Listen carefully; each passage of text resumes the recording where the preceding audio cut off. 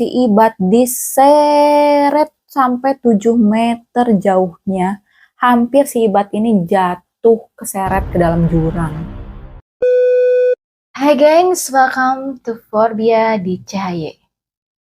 Cerita horor yuk.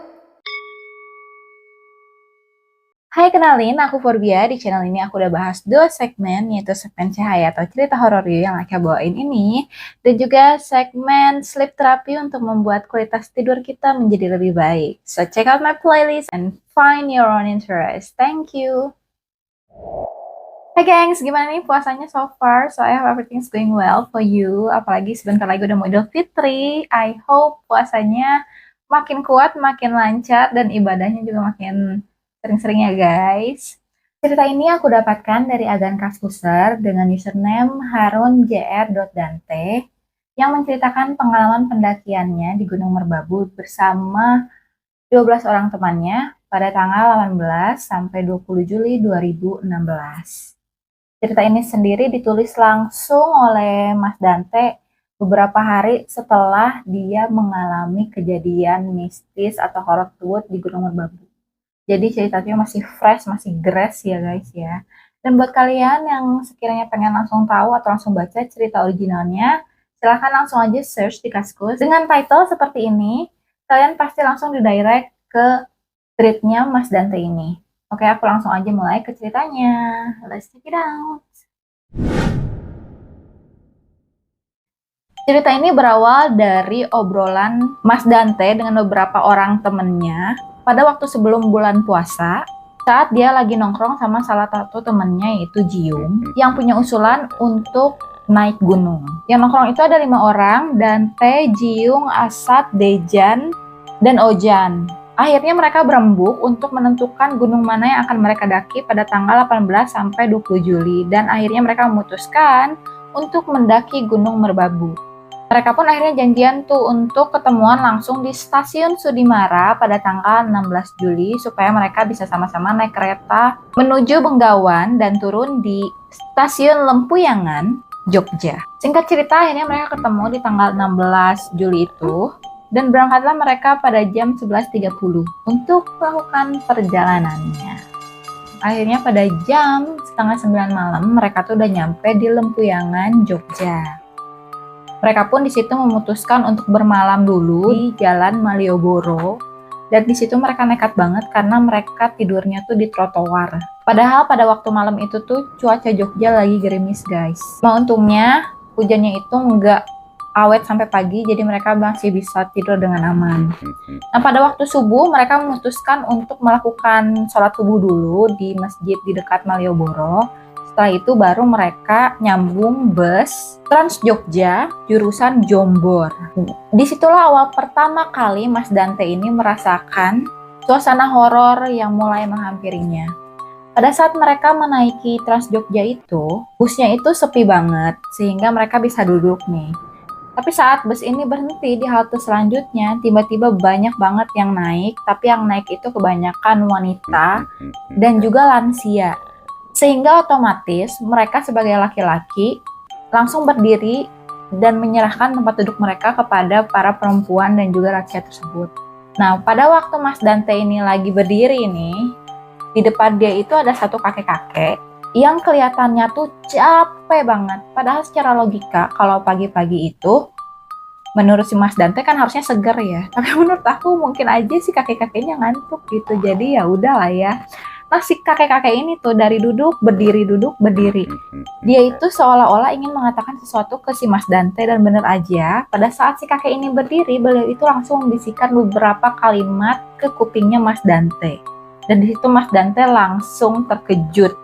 Cuman di sini nggak dijelasin si kakek ini ngomongin apa, tapi secara singkatnya si kakek ini membisikkan segala hal yang berhubungan dengan hidupnya Mas Dante. Cuman Mas Dante di situ tidak mau menggubris, namun hanya menyimpannya di dalam hati. Sesampainya di halte Kiara Condong, si kakek ini turun dan tiba-tiba aja langsung menghilang. Yang menyadari hal ini bukan hanya Mas Dante, melainkan semua temannya di situ juga mulai menyadarinya. Dan teman-temannya itu nanya ke si Mas Dante, si kakek itu tadi ngebisikin apa. Cuman Mas Dante bilang, kalau ada sesuatu yang ganjil terjadi di perjalanan, lebih baik itu diceritakan saat mereka sudah pulang. Teman-temannya pun paham dan nggak bertanya lagi kepada Mas Dante mengenai hal itu. Akhirnya mereka pun sampai di terminal Jombor pada jam 8 pagi. Nah, dari Jombor ini mereka naik bus Ramayana jurusan Tidar Magelang. Nah, di Tidar ini Mas Dante dan ke-10 orang temennya, jadi mereka dari Jakarta itu 11 orang ya, bakal janjian sama yang namanya Mas Ical dan Mas Jawa, karena Mas Ical dan Mas Jawa itu tinggalnya memang di Magelang. Habis dari Tidar, udah lengkap nih 13 orang, mereka akan naik bus lagi menuju ke pendakian Wekas, dan mereka tuh nyampe di situ targetnya jam 11 pagi. Aku nggak akan ceritain ya, ini detailnya kayaknya perjalanannya tuh detail banget, jadi puyeng guys. Singkat cerita, mereka pun sampai di pintu pendakian Wekas. Sampainya di sana, mereka tuh bisa merasakan betapa ademnya suasana di situ, segernya udaranya, dan juga indah penampakan Gunung Andong dan Bukit Telomoyo yang berada di belakang mereka. Melihat hal itu, tiba-tiba si Jiung nyeletuk, tinggi banget ini Gunung Merbabu, mana ini pendakian pertama gue lagi. Dan Asad pun menimpali katanya, lu si Ung, udah tahu pendakian pertama, tapi langsung milihnya Merbabu. Cuman di situ mereka ditenangkan oleh si Dante, karena sebenarnya Gunung Merbabu itu ketinggiannya tidak jauh berbeda dengan destinasi gunung pilihan yang lain, yaitu adalah Gunung Sindoro. Gunung Merbabu ketinggiannya 3142 meter di atas muka laut, sedangkan si Gunung Sindoro itu 3100 meter di atas muka laut. Dan juga mereka diingatkan, kalau misalkan masih di bawah kaki gunung, harus memiliki niat yang kuat dan juga pemikiran positif supaya jalan mereka menuju puncak gunung itu lebih dimudahkan. Nah, kalau misalkan kita negative thinking, yaitu pula yang akan terjadi pada kita ke depannya. Ini salah satu pelajaran hidup juga ya, geng. Selalu positive thinking dan selalu bersyukur akan apapun yang terjadi supaya hidup kita lebih dimudahkan. Mereka pun akhirnya memulai perjalanan menuju base camp. Nah, di sini mereka melewati hutan-hutan pinus yang tinggi dan rindang. Namun, pada saat perjalanan, Yopi, Irul, dan Alvin yang berjalan di paling belakang mendengar suara isak tangis dari sebelah kanan mereka. Padahal, sebelah kanan mereka itu adalah jurang, gengs. Si Yopi akhirnya mengeluh, Dante, ini gunung horor ya. Cuman di situ langsung buru-buru diperingatkan sama Mas Ical.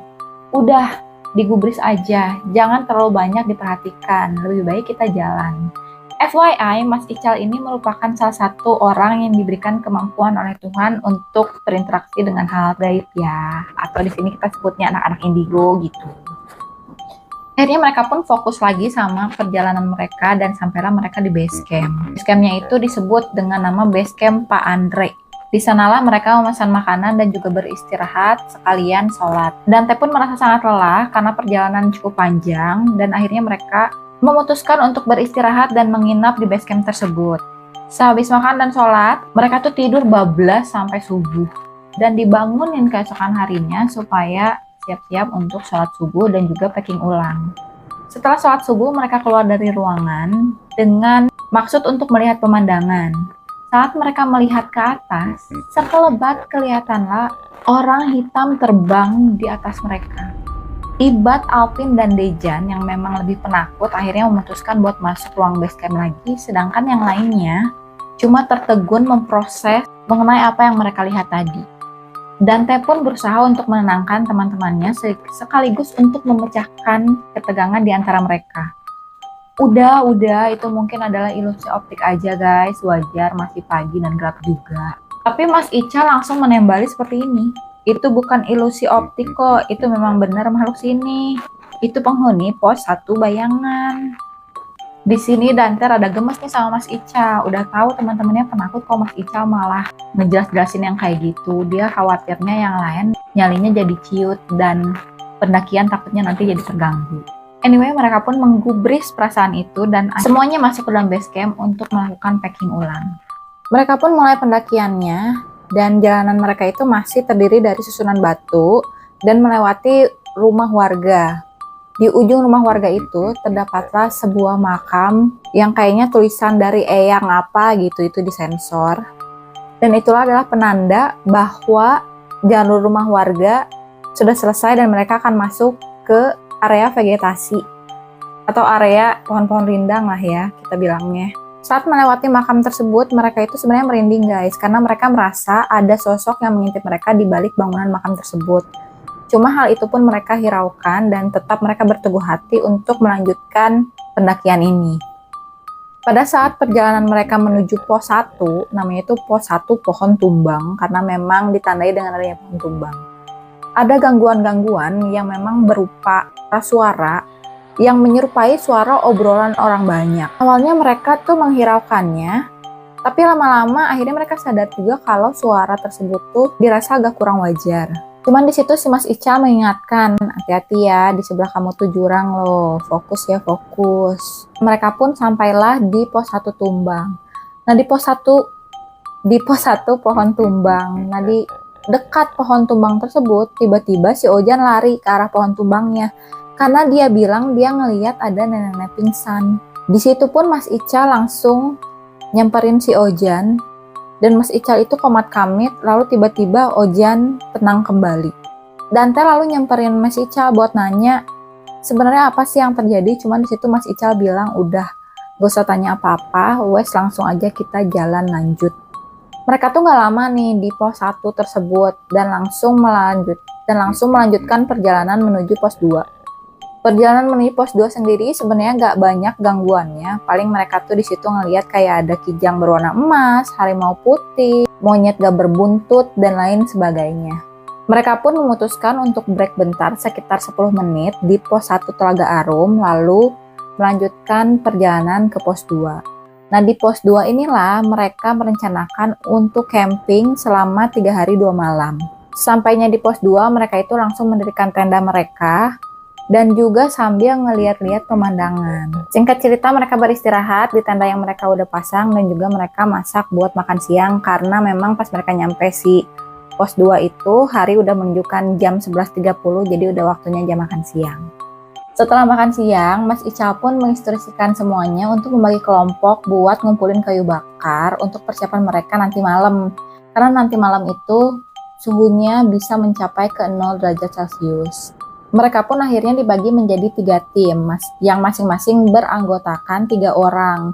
Sehingga 9 orang itu nanti mencari kayu bakar, sedangkan 4 orang lainnya akan nungguin tenda tuh di situ. Kelompok 1 terdiri dari Jiung, Asad, Ibat. Sedangkan kelompok 2 ada Alpin, Ojan, dan Irul. Kelompok 3 ada Dante, Pi, sama Doble.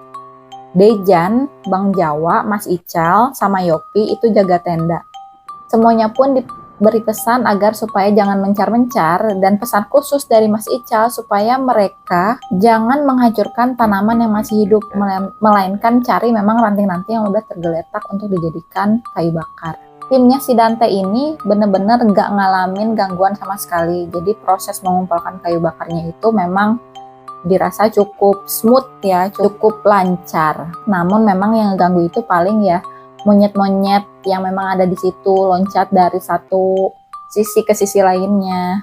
Akhirnya tim Dante ini pun balik lagi ke tenda. Pada saat udah sampai di tenda, 2 kelompok lain yang mencari kayu bakar udah pada ngumpul sama di situ tuh. Cuman anehnya si Ojan ini menggigil kedinginan. Memang sih cuaca di situ tuh cukup dingin dan lembab kayak gitu, tapi karena masih ada matahari harusnya nggak sedingin itu. Jadi ya si Dante itu positive thinking aja kali, mungkin si Ojan ini memang rada-rada nggak kuat sama cuaca dingin, sama nih kayak kita yang kalau kena AC dikit kan kayak aduh nggak kuat, tidur juga nggak mau pakai AC kayak gitu ya. Jadi memang positive thinking aja. Tapi di situ si Bang Ical itu, si Mas Ical itu langsung pegang tengkuknya si Ojan terus komat kamit tuh. Seperti ada sesuatu yang diambil dari tengkuknya lalu dibuang. Dan gak lama setelah itu, si Ojan pun tiba-tiba tertidur. Di situ Mas Ica langsung bilang, kan saya udah bilang, jangan ngerusak tanaman yang masih hidup. Ini si Ojan matahin ranting. Yang ternyata ranting tersebut adalah tempat tinggalnya siluman monyet. Jadilah dia begini. Ya anak-anak semua yang denger itu malah makin parno dong. Mereka aja pas mulai pendakian udah banyak horornya, ditambah lagi validasi dari Mas Ical yang which is adalah anak indigo, membuat semakin gemeter. Di situ si Dante ngebatin, aduh Mas Ical kenapa sih enggak slow-slow baik gitu, nggak usah diomongin, kita kan jadi cute nih nyalinya lama-lama ya kalau dibeginin mulu. Dan asar pun tiba. Jadi asar itu sekitar sore, mungkin sekitar jam-jam setengah 4 sampai setengah 5 kayak gitu ya gengs. Di pos 2 itu cuman ada mereka sama ada 2 pendaki lain. Ini memang bukan tim mereka, cuman mereka itu pasang tenda agak jauh menuju ke arah puncak, jadi benar-benar jauh-jauhan jarak antara pendaki lain, tenda pendaki lain sama tenda mereka. Mereka pun akhirnya memutuskan untuk sholat di dalam tenda, cuman pada saat sholat itu mereka mendapat gangguan seperti tendanya itu dilempar-lemparin sama tanah dan kerikil. Mereka mikir itu tuh yang lempar, mungkin ini monyet nih. Akhirnya mereka lihat keluar tuh, beneran nggak tuh yang lemparin monyet, tapi ternyata di situ tuh sepi, nggak ada siapa-siapa. Akhirnya mereka tutup kembali tendanya dan berusaha mengabaikan gangguan-gangguan yang terjadi di luar tenda. Di situ Dante berusaha untuk memecahkan keheningan lagi ya, supaya mereka tuh gak tegang-tegang amat. Dia ngajakin mereka semua yang ada di dalam tenda untuk keluar lagi dan bikin kopi. Sambil ngopi mereka pun di situ bercanda-bercanda, ketawa-ketawa sampai mereka memang bisa melupakan kejadian horor yang mereka alami sepanjang hari tersebut. Cuma sayangnya kebahagiaan mereka itu tidak berlangsung lama karena teror yang sebenarnya akan datang bersama dengan datangnya maghrib. Mereka menggelar matras dan plastik di luar supaya pada saat maghrib mereka bisa sama-sama sholat di matras di depan api unggun agar suhunya pun menjadi lebih hangat. Setelah beres sholat maghrib, mereka kembali tuh untuk bersenda gurau dan bercanda tawa. Cuman pada saat mereka melakukan itu, tiba-tiba terdengar suara tawa seperti suara tawa wanita join tuh di sela-sela suara ketawa mereka. Wancik, siapa itu ketawanya kayak cewek, kata Doble. No, si Irul tuh suaranya kayak cewek. Jangan sompral Arul, jangan bikin takut. Bukan gua, sumpah demi Tuhan. Lalu Mas Ical nempelin mereka. Coba lihat deh ke atas pohon sebelah kanan. Mereka pun akhirnya langsung tuh bareng-bareng ngeliat ke arah pohon yang ada di sebelah kanan mereka. Dan di atas pohon tersebut tuh ada 3 kuntilanak yang terbang ke sana kemari sambil tertawa guys. Di situ tuh yang lihat tuh bener-bener semuanya, tidak ada yang terkecuali. Dan mereka semua tuh melongo kayak, wah, konyol ini, bener-bener konyol, kata mereka dalam hati. Akhirnya mereka pun langsung masuk ke dalam tenda masing-masing dan menutup muka mereka sama sleeping bag karena saking takutnya guys. Waktu itu si Dante itu posisi tidurnya itu dekat ke pintu keluar tenda, jadi ke tempat sleepingan tendanya itu loh. Sekitar setengah jam hening, bahkan suara azan isya pun seperti tidak terdengar. Si Dante nyoba buat tidur, tapi memang rasa takutnya itu bikin dia tuh was-was dan gak bisa tidur. Tiba-tiba terdengar suara gemericik air. Plak, plak, plak.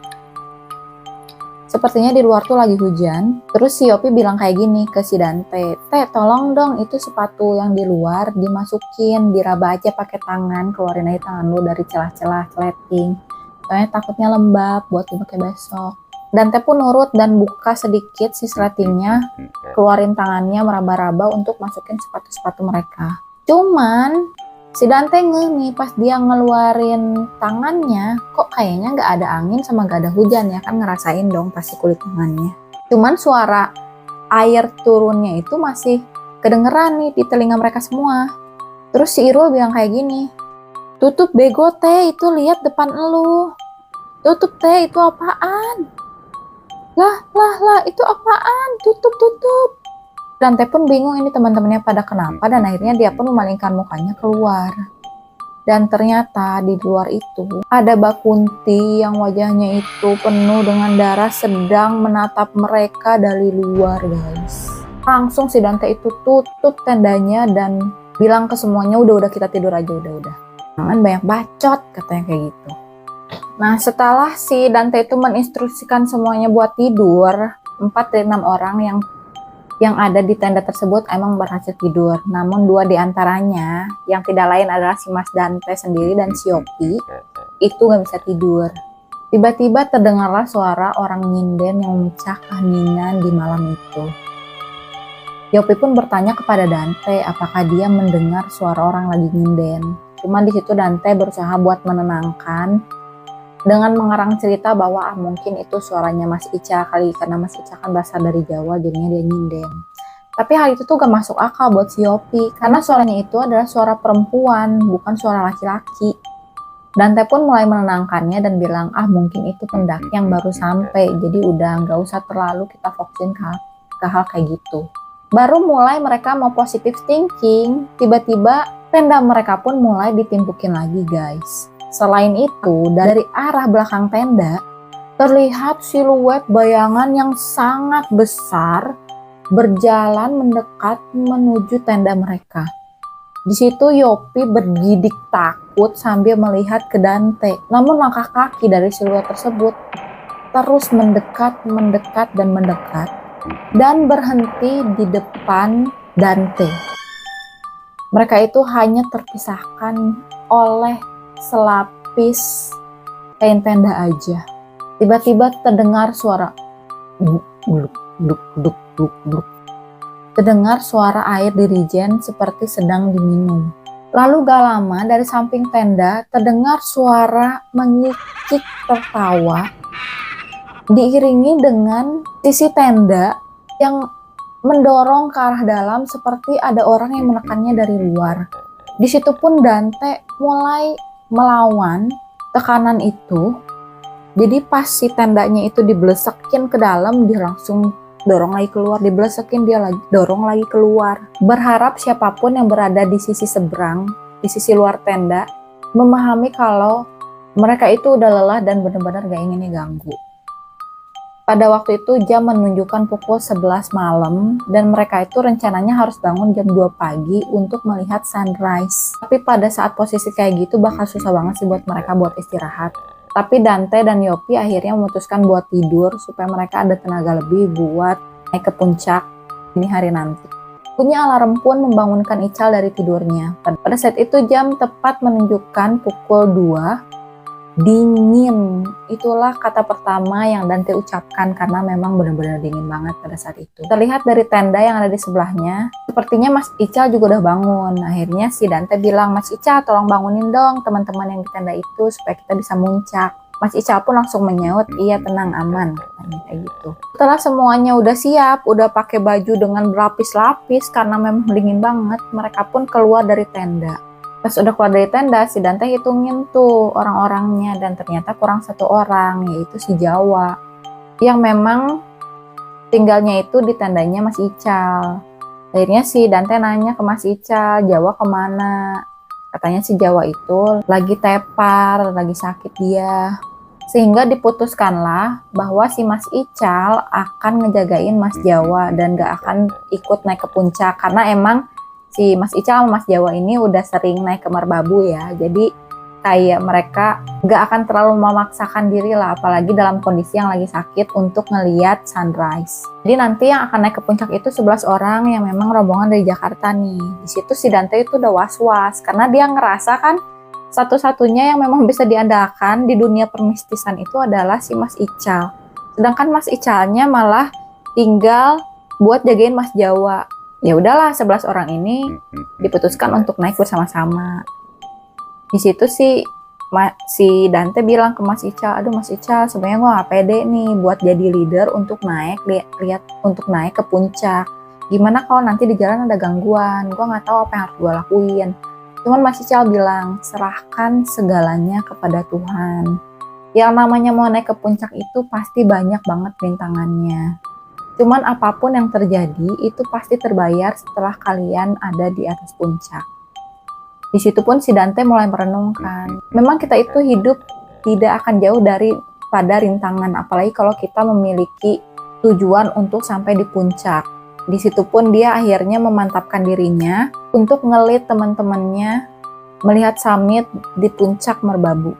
Tujuan mereka itu dinamakan dengan Puncak Kenteng Songo, yang berada di ketinggian 3.142 meter di atas permukaan laut.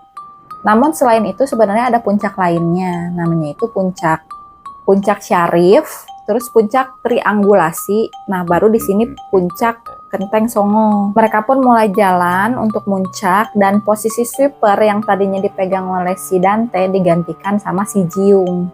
Si Jiung ini baru pertama kali banget mendaki di gunung gitu ya. Itu yang aku tangkap sih. Jadi sebenarnya posisi ini kenapa dipercayain sama si Jiung, aku juga nggak paham. Mungkin karena lebih paham si Dante atau Dante merasa dia lebih layak gitu ya di antara yang lainnya, aku juga nggak tahu. Pada saat di perjalanan mereka kan tentunya harus masuk ke vegetasi hutan yang lebat ya.